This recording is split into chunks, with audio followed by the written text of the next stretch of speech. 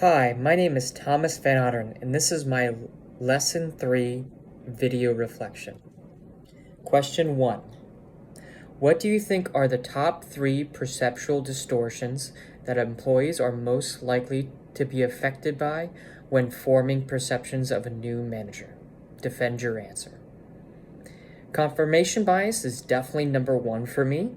Confirmation bias is the tendency to search for, interpret, and remember information that confirms one's pre-existing beliefs or expectations, while ignoring or discounting information that contradicts them.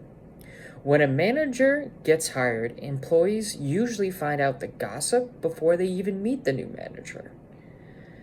These preconceived notions about the manager's abilities, leadership style, or personality based on gossip or other sources of information.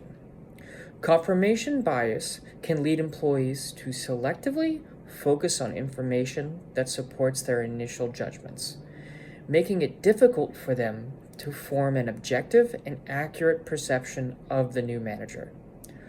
For example, if an employee has heard negative feedback about the new manager, they may be more inclined to notice and remember any behavior that reinforces those negative perceptions, while disregarding positive aspects of the manager.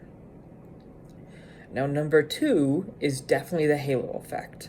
The halo effect is the tendency to generalize one's positive and negative impression of a person based on a single characteristic or trait. This means that employees observe one positive quality or behavior that they then may attribute a positive attitude to the manager, even if the performance or behavior of a manager are poor. If employees see just one negative behavior, it can overcome any good qualities the manager might have. This can result in employees having an overly positive or overly negative experience or view of the new manager, thus leading to biased beliefs about the new manager. Now, self-serving bias would be my number 3. The self-serving bias is when an employee attributes his own success or achievements to their own performance and contributions to a team.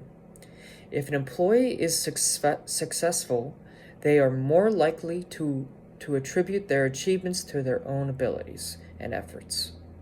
The opposite effect happens if the employees experience difficult challenges or failures. They may view those obstacles to external factors, more commonly the manager's leadership style or decisions. This bias can impact how employees view the manager's influence on their job performance and work satisfaction. Question 2. Describe what you could do in a difficult work situation to protect yourself from falling prey to the fundamental attribution error. When I am in a challenging situation at work with a peer or manager, I have to look at the situation through an outside lens. This means I have to take some time to evaluate the situation and seek the reasons and the external factors that may have created this difficult situation.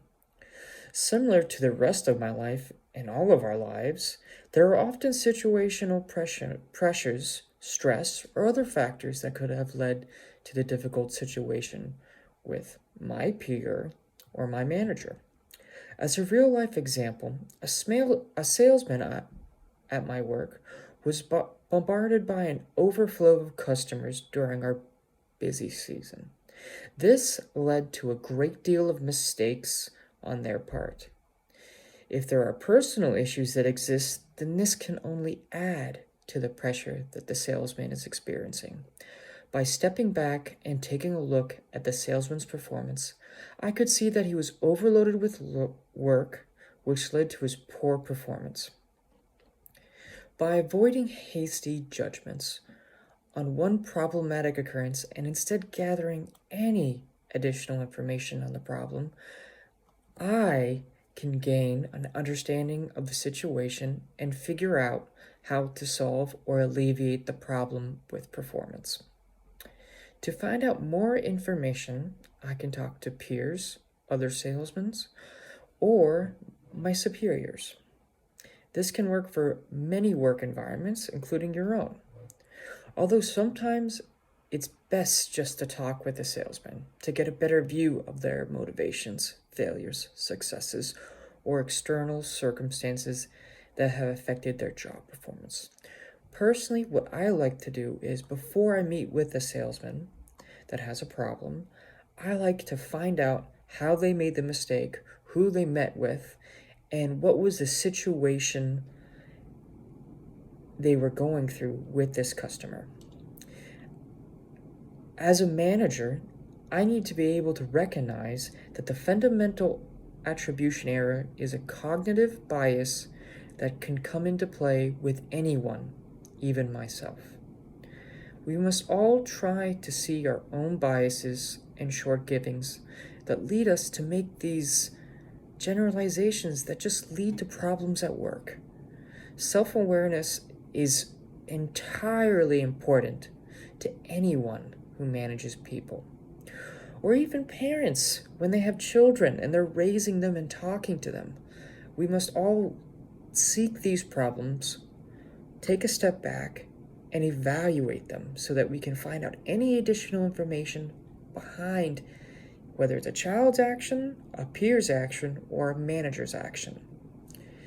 The goal is to become more open-minded to your own misinterpretations and judgments, allowing you to consider alternative explanations for others' decisions and actions. This will help us to come to work and to help those around us, as well as becoming more open-minded in our work life, which will help us to lead the way to success. Question 3. Praise can be a type of positive reinforcement used by managers. List all 3 additional positive reinforcements that are used in the workplace. Of the reinforcements you list, which do you find most personally motivating and why? First of all, what is positive reinforcement? As I read online and in our book, positive reinforcement is the motivational technique used by managers to encourage desired behaviors, outcomes among employees. While praise is commonly used to form a positive reinforcement, several other positive reinforcements are used in the workplace. Monetary rewards is my go-to positive reinforcements. Monetary rewards include salary increases, bonuses, and even profit sharing from a company. Although I have never worked for a business that does have profit sharing, I definitely am enticed by the idea. Employees are motivated and empowered to perform well when they see hard work and accomplishments generously rewarded. These incentives encourage employees and increase their job satisfaction. In addition, monetary rewards can help with job turnover. Monetary rewards are my preferred type of positive reinforcement. There's nothing like more money in my pocket for a job well done. My second favorite form of positive reinforcement is recognition. In addition to verbal praise, employees can receive awards, public praises, or plaques for exceptional performance or achievements. However, I find a simple, encouraging, and empowering talk about what the employee is doing right or what they have achieved works best. Praise from a superior for doing a good job and sticking to it allows a manager to gain respect and admiration from an employee. Recognition programs acknowledge employees' contributions and boost their self-esteem and motivation. Many managers have berated me for underperforming at a job that either I finished ahead of schedule or on time. I've had many managers nitpick every step of a project I had completed. Positive reinforcement goes a long way in encouraging your employees to stick through it. Now, my third favorite, employee benefits. Comprehensive employee benefits packages include healthcare, retirement plans, and wellness programs, and can serve as positive reinforcements. These benefits not only help me with my overall well-being and health, they also increase my job satisfaction. By giving your employees benefits, you can assure that they're healthy and ready for work in the morning. You join a company where managers regularly reprimand their direct reports in front of others, play favorites, and encourage coworkers to report one another for making small mistakes. Based on Bandura's social cognitive theory, what sort of company culture is likely to spring from these practices? How would a new employee seek to get ahead?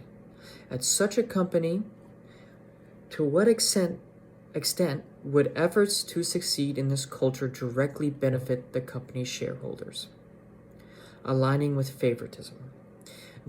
New employees may attempt to align themselves with individuals favored by management to gain access to promotion, opportunities, or resources, or maybe even additional benefits. This could involve building personal relationships with influential figures in their organization.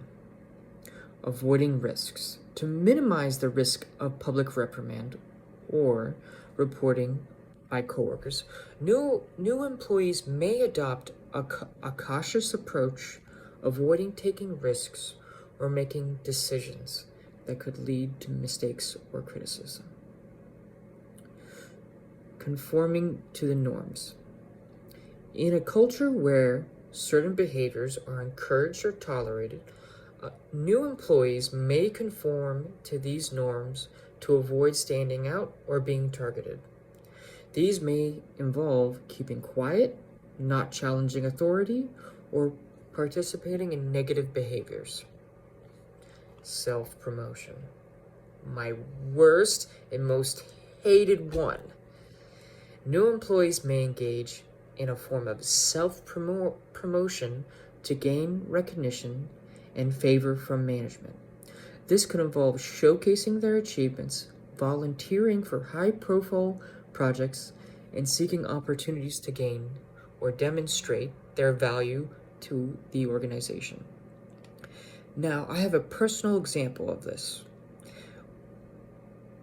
I have a admin assistant, not my admin assistant, but a admin assistant, who likes to undertake projects, underperform them, and then talk about how she's doing a wonderful job. I usually have to go back and fix her projects after I get them. Now, unfortunately, she's very, very close with the boss, my boss as well. So what I do is I don't acknowledge any of it, just fix her mistakes and push it forward. Networking, building a network of allies and supporters within an organization can be a strategy to navigate the challenging culture. The network can provide emotional support and information and potential opportunities for advancement. I love networking, talking to others in the same sort of business, talking to coworkers, people that might be under you or above you, and becoming friends with them rather than trying to manipulate your way towards them, but trying to learn from them and to achieve at the workplace by your effort alone. However, it is essential to recognize that efforts to succeed in such culture may not directly benefit the company's shareholders in the long run.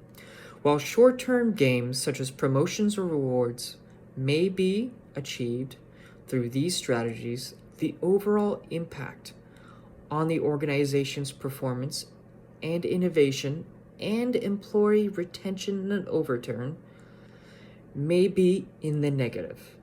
Ultimately, a toxic company culture can lead to decreased shareholder value through reduced productivity and employee turnover. To truly benefit shareholders, organizations should prioritize creating a positive yet inclusive work culture that fosters trust and collaboration for the employees' well-being. A company that truly is seeking the betterment of its employees and its managers is the way to go.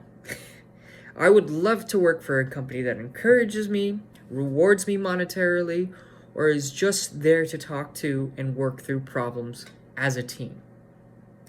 I get quite sick of doing everything myself, although it's weird, I do prefer it, but maybe that's because of the work environment I'm in.